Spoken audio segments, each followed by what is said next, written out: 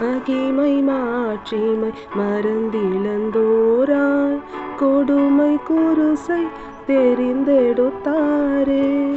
மகிமை மாட்சிமை மறந்திழந்தோராய் கொடுமை குருசை தெரிந்தெடுத்தாரே.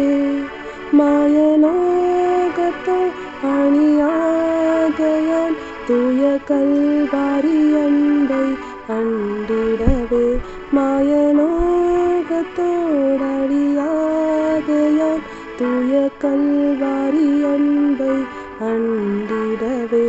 அந்தோ கல்வாரியில் அருமை இரட்சகரே சிறுமை அடைந்து தொங்கினார்.